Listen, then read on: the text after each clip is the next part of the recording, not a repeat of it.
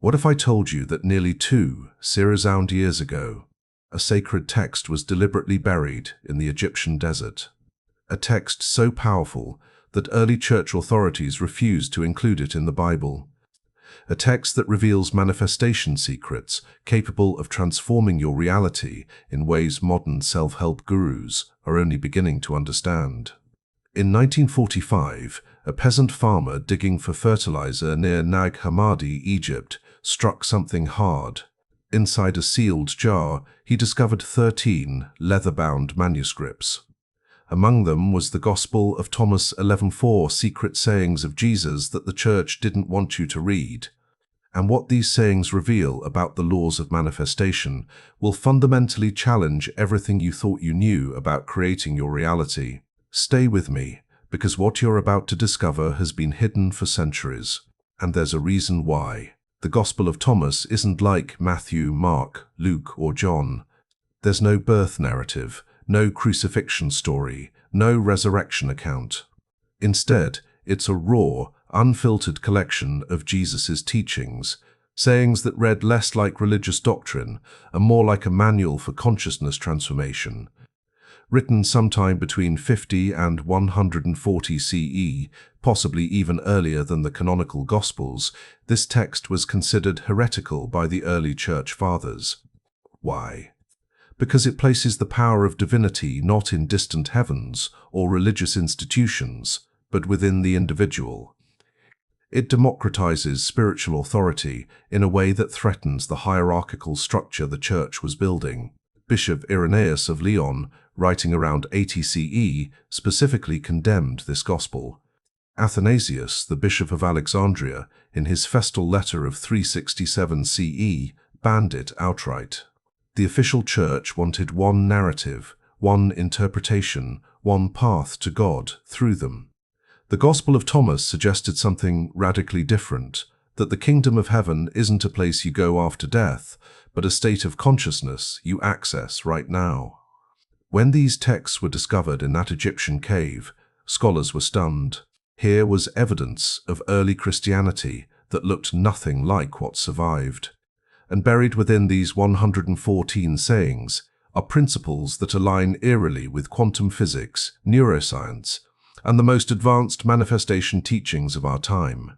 Let's dive into what the church concealed. The third saying in the Gospel of Thomas drops a bomb on conventional religious teaching. Jesus said, "If your leaders say to you, 'Look, the kingdom is in the sky,' then the birds of the sky will precede you. If they say to you, 'It is in the sea,' then the fish will precede you. Rather, the kingdom is within you, and it is outside you." Read that again. Read that again. The kingdom isn't somewhere else. It isn't a reward after death. It's within you and outside you simultaneously. This isn't a metaphor. It's a precise description of how consciousness creates reality. Modern quantum physics tells us that the observer affects the observed.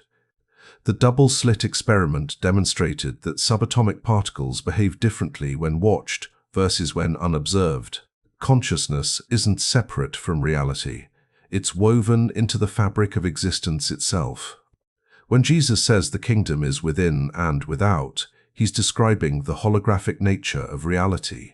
Your internal state, your thoughts, beliefs, emotions, doesn't just reflect your external world, it literally generates it.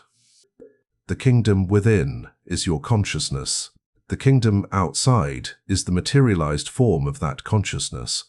This is the first law of manifestation the church concealed. You are not separate from creation. You are the creator experiencing creation. Most religious teaching encourages you to look outside yourself, to priests, to scriptures, to divine intervention. But this saying demolishes that dependency. If the kingdom is within you, then you have direct access to divine creative power. No intermediary needed, no institution required. Can you see why this was threatening? The church needed believers, not creators, followers, not sovereigns. But the Gospel of Thomas hands you the keys to your own kingdom and says, "You've had this power all along." His disciples asked him, "When will the kingdom come?" Jesus replied, It will not come by watching for it. It will not be said, "Look, here it is," or "Look, there it is." Rather, the Father's kingdom is spread out upon the earth, and people don't see it. This saying shatters the entire concept of waiting for salvation. The kingdom isn't coming, it's already here. You're living in it right now. The only problem is perception. This aligns perfectly with the concept of frequency and vibration in manifestation teachings. Everything you desire already exists in the quantum field of infinite possibilities. The version of you that's wealthy exists. The version that's healthy exists. The version in the perfect relationship exists. They're all spread out upon the earth, existing simultaneously in different frequencies of reality. Why don't you see them? Because you're tuned to a different frequency, like a radio stuck on one station while infinite other stations broadcast simultaneously. The second law of manifestation concealed by the church, everything already exists. Manifestation is about shifting your frequency to perceive it. This is radically different from the ask and you shall receive model that frames God as a cosmic vending machine. You're not petitioning an external deity to create something new for you. You're aligning your consciousness with a version of reality that already exists. Neville Goddard, one of the most profound manifestation teachers of the 20th century, taught exactly this principle. He called it living in the end, assuming the feeling of the wish fulfilled NOW, not in the future. Why? Because if everything already exists, then your desired reality is already present. Your job is to match its frequency. The Gospel of Thomas taught this 1,900 years before Neville, but the church buried it because a population that understands they're already living in the kingdom doesn't need saving. They need awakening. Jesus said, "If you bring forth what is within you, what you have will save you. If you do not have that within you, what you do not have within you will kill you." This is perhaps the most powerful manifestation principle in the entire gospel. Let me break it down. If you bring forth what is within you, your internal beliefs, your self-concept, your dominant thoughts and feelings, what you have will save you. In other words, when you externalize your internal consciousness, when you align your outer reality with your inner truth, you experience salvation, not salvation from sin, but salvation from lack, limitation, suffering. But here's the dark side. If you do not have that within you, if internally you hold beliefs of unworthiness, poverty, victimhood, what you do not have within you will kill you. You'll manifest exactly what you carry inside. Your external reality will reflect your internal poverty. This is the third law of manifestation. Your outer world is an exact mirror of your inner world. The church taught that salvation comes from external grace, from Jesus' sacrifice, from adherence to doctrine, but this saying places salvation squarely on your shoulders. What you carry within you, your consciousness, is what creates your experience. Modern psychology confirms this. The reticular activating system in your brain filters reality based on your beliefs. If you believe the world is dangerous, your RAS will filter for danger and you'll experience a dangerous world. If you believe opportunities are everywhere, your RAS will spotlight opportunities and you'll experience an abundant world. Same reality, different filters, different experiences. The Gospel of Thomas understood this mechanism centuries before neuroscience, and it understood something even deeper, that this isn't just about perception, it's about actual creation. Your consciousness doesn't just filter reality, it generates it. Bring forth what's within you. Make your internal state one of abundance, power, love, and divinity, and watch your external world conform. Jesus saw some babies nursing. He said to his disciples, "These nursing babies are like those who enter the kingdom." They said to him, "Then shall we enter the kingdom as babies?" Jesus said to them, "When you make the two into one, and when you make the inner like the outer, and the outer like the inner, and the upper like the lower, and when you make male and female into a single one, then you will enter the kingdom." This cryptic saying contains a profound manifestation secret, the collapse of duality. Most people live in a split state. There's who they are privately, inner, and who they present publicly, outer. There's their spiritual aspirations, upper, and their material reality, lower. There's their masculine drive and their feminine receptivity, constantly at war. This fragmentation is the source of powerlessness in manifestation. When your inner world contradicts your outer actions, you send mixed signals to the universe.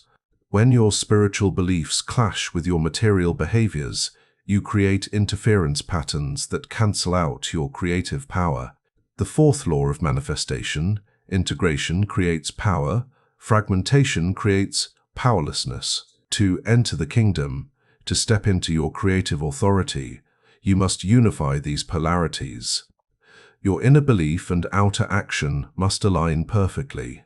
What you think, what you feel, what you say, and what you do must all point in the same direction. This is what's called coherence in neuroscience. When your brain's electrical activity synchronizes, when the heart and brain come into rhythmic harmony, you enter a high-powered state. Studies at the Heart Math Institute show that emotional coherence dramatically increases your ability to influence your environment. Ancient mystics called these different things Christ consciousness, Buddha nature, enlightenment. But stripped of religious language, it's simply the state of internal unity where all aspects of your being align. In that state, you become a focused laser of creative intention rather than scattered light. The babies Jesus references aren't symbolic of innocence. They're symbolic of unity. A baby hasn't yet developed the split between authentic self and social mask. They exist in an integrated state. Return to that unity and you return to creative power. Jesus said, "Let one who seeks not stop seeking until one finds. When one finds one will be disturbed. When one is disturbed, one will be amazed and will reign over all." This saying maps the manifestation journey with shocking accuracy. First, seek. Don't stop. Persistence is required. But notice what happens when you find you're disturbed. Why? Because what you discover challenges everything you thought you knew. The truth about your creative power, about the illusory nature of limitation, about the lies you've been told. It's disturbing. Most people quit at disturbance. They retreat back to comfortable ignorance. But if you push through, you reach amazement. You witness your consciousness creating reality. You see synchronicities multiply. You watch intentions materialize. The universe reveals itself as responsive to you. And finally, you will reign over all. Not rule in a dominating sense, but reign as a conscious creator. You step into sovereignty. This is the fifth law of manifestation. The path to mastery moves through discomfort into wonder. The church wanted comfort, certainty, obedience. This saying promises disturbance as a necessary stage of awakening. It validates the dark night of the soul, the crisis of faith, the shattering of illusions. Every true manifestation journey includes this. You try the techniques, nothing happens. You feel foolish. Then something small shifts. Then something undeniable occurs. Your worldview cracks. You're disturbed because you can't explain it within your old paradigm. But you push forward, and amazement becomes your new normal. Then you reign, not over others, but over your own reality. You become response-able, able to respond consciously rather than react unconsciously. Jesus said, "When you make the two into one, you will become children of humanity, and when you say, 'Mountain, move from here,' it will move." This is the Gospel's most direct statement about manifestation capability. Move mountains, not metaphorical mountains, actual reality-bending power. But notice the condition when you make the two into one. Again, unity, integration, coherence. In a fragmented state where doubt contradicts desire, where fear undermines faith, you cannot move mountains. Your power cancels itself out. But in a unified state, where every level of your being aligns behind a single intention, you access miraculous creative capacity. This is the sixth law of manifestation. Unified intention collapses possibility into actuality. Quantum physics describes something called the collapse of the wave function. Before observation, particles exist in superposition, all possibilities simultaneously. The act of observation collapses that infinite potential into a single reality. Your consciousness is the observer. Your unified intention is the act of observation that collapses possibility into actuality. When you command the mountain to move with complete internal agreement, no doubt, no contradiction, no split, the mountain moves. This isn't magic, it's mechanics. The mechanics of consciousness operating at its full capacity. Jesus wasn't unique in this power. He says explicitly, "You will become children of humanity who can do this." Humanity, not just divinity. You, not just Jesus. The power isn't his exclusive property, it's your birthright. But the church couldn't teach this. If everyone can move mountains, why do you need a church? Why do you need priests and rituals and institutional mediation? You don't. And that's precisely why this gospel was buried. Jesus said, "Whoever drinks from my mouth will become like me. I myself shall become that person, and the hidden things will be revealed to that person." This saying obliterates the separation between teacher and student, between divine and human, between Jesus and you. Most Christianity maintains that separation. Jesus is God incarnate. You are a sinner. The gap is unbridgeable except through Jesus as mediator. This creates eternal dependence on religious authority. But this saying suggests complete identification. Drink from his teachings, internalize his consciousness, and you become like him. More than that, he becomes you. The distinction dissolves. This is the seventh law of manifestation. You become what you contemplate. Identification transforms identity. Neuroscience calls this mirror neurons and neuroplasticity. When you deeply study someone, contemplate their mindset, practice their behaviors, your brain literally rewires to reflect them. You don't just learn about them, you become them. The Gospel of Thomas invites complete identification with Christ. Consciousness, not worship of it, but embodiment of it. What is Christ consciousness? It's the awareness that you are divine creative power expressed in human form.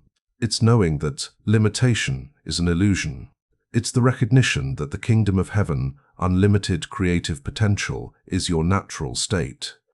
When you drink from that teaching, when you internalize that identity, you don't become a better Christian.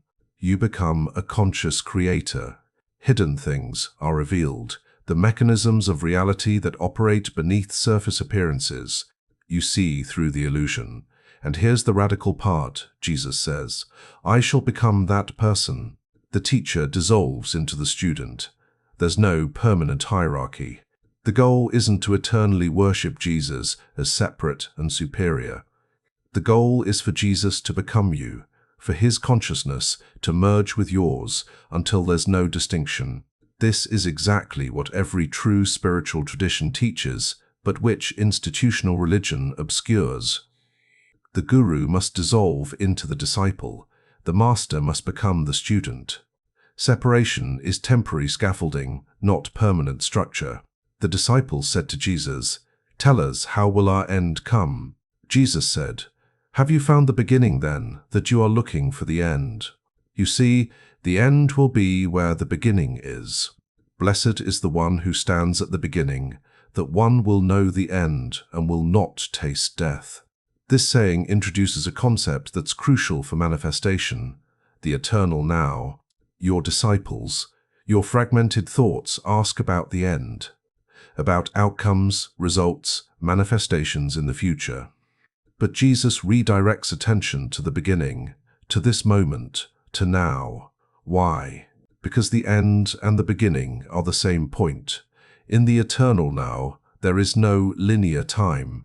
past, present, and future, exist simultaneously. This is the eighth law of manifestation. Creation happens in the now. Living at the beginning is living in eternal creative presence. Most manifestation teachings inadvertently keep you locked in lack by focusing on the future. I will be wealthy. I will be healthy. I will be loved. That future orientation reinforces present lack. But if you stand at the beginning, in the eternal now, you recognize that creation is always happening right here. The beginning is not a point in past time. It's the eternal creative present. The Genesis point that never stopped generating. When you stand there, you will know the end. Not because you predict the future, but because you realize that beginning and end are the same point. The Alpha and the Omega. Creation and manifestation occurring simultaneously. And you will not taste death, not physical immortality, but freedom from the illusion of time that creates the experience of decay, limitation, endings. In the eternal now, there is only infinite creative becoming. Neville Goddard taught, live in the end. The Gospel of Thomas teaches, stand at the beginning. They're teaching the same principle from different angles. Collapse time, refuse the illusion of linear progression, inhabit the only point where creative power exists, now. So how do you actually apply these concealed laws? First, recognize the kingdom within. Stop looking outside yourself for salvation, approval, validation, or power. Everything you seek exists as potential within your consciousness. Your practice is accessing it, not acquiring it. Practical step, daily, affirm. The kingdom of heaven is within me now. All power, all wisdom, all abundance exist within my consciousness. Feel the truth of this. Let it sink deeper than intellectual understanding. Second, shift your frequency to see what's already spread upon the earth. Your desired reality exists now in a different frequency. You access it not by creating something new, but by tuning in. Practical step, identify one thing you're trying to manifest. Now, live. Is. Not fake positivity, but genuine assumption. How would you feel? How would you move through your day? Assume that state. Wear it like a second skin. Do this consistently for 30 days. Third, bring forth what's within. Examine your internal beliefs ruthlessly. What do you actually believe about yourself, about money, about love, about your worthiness? Those beliefs are creating your reality right now. Practical step. Write down your 3 most limiting beliefs. Now, consciously craft opposite, empowering beliefs. Daily, spend 10 minutes in meditation, repeating and feeling these new beliefs until they become your new internal reality. Fourth, integrate the polarities. Where are you split? Where do your actions contradict your words?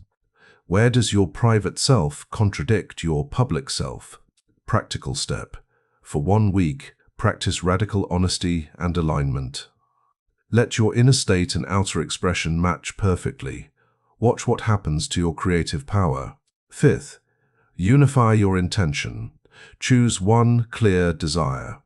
Now align every level of your being behind it. Thought, emotion, word, action. No contradiction, no hedging, no but what if. Practical step. Write your intention as a present tense statement. I am desired state. Multiple times daily, close your eyes, repeat this statement, and feel it with every cell of your body. Let no contradictory thought go unchallenged. Sixth, stand at the beginning. Stop living in future results. Stand in the eternal now where all creation happens. Practical step. Notice when you're mentally in the future. Gently return to now. At this moment, lack doesn't exist. At this moment, you are whole. Let this moment be enough, while simultaneously holding your vision. Seventh, drink from the mouth of Christ consciousness. Study these principles daily. Contemplate them. Let them rewire your identity. Practical step. Read one saying from the Gospel of Thomas each morning. Carry it with you through the day. Let it work on you. Journal your insights each evening. Let's be clear about why these teachings were suppressed. The early church fathers weren't villains. They believed they were protecting people from heresy. But in building an institution, they needed certain conditions: hierarchy, dependence, control, uniform doctrine. The Gospel of Thomas undermines all of this. It places authority within the individual. It suggests direct access to divine power without mediation. It democratizes spiritual sovereignty. It makes the church unnecessary. An institution cannot survive on those terms. So these texts were labeled heretical, Gnostic, dangerous, and they were systematically destroyed. For 1,600 years, they were lost. Until 1945, when a farmer's shovel struck that jar in the Egyptian desert. Now you have access to what they concealed. The question is, what will you do with it? Will you dismiss it as ancient mysticism, too esoteric to apply? Or will you recognize these as practical laws of consciousness that operate whether you believe them or not? The universe doesn't care about your beliefs. It responds to your consciousness. And these teachings show you how to consciously direct that consciousness to create rather than merely react. The Gospel of Thomas isn't asking you to join a religion. It's inviting you to remember what you've always been, a divine creator temporarily experiencing limitation, ready to awaken to your full power. The Church concealed these manifestation laws because they threatened institutional control. But the truth cannot remain buried forever. It surfaces, it spreads, it awakens. You're watching this video because some part of you recognizes the truth in these words. Some part of you remembers the kingdom within. Some part of you is ready to stop seeking salvation outside yourself and start creating your reality from inside out. These aren't just nice spiritual concepts. They're operational principles. Test them, apply them, bring forth what's within you, make the two into one, stand at the beginning, watch mountains move. The concealed has been revealed. The hidden is now known. The question that remains is the only question that ever mattered. Who will you choose to become? Because in the Gospel of Thomas, salvation isn't something Jesus does for you. It's something you become through conscious creation. The kingdom isn't coming. It's already spread upon the earth, waiting for you to tune into its frequency. Now you know the secrets. The manifestation laws, the church concealed for centuries, are in your hands. Use them wisely, use them powerfully, and become the conscious creator you were always meant to be.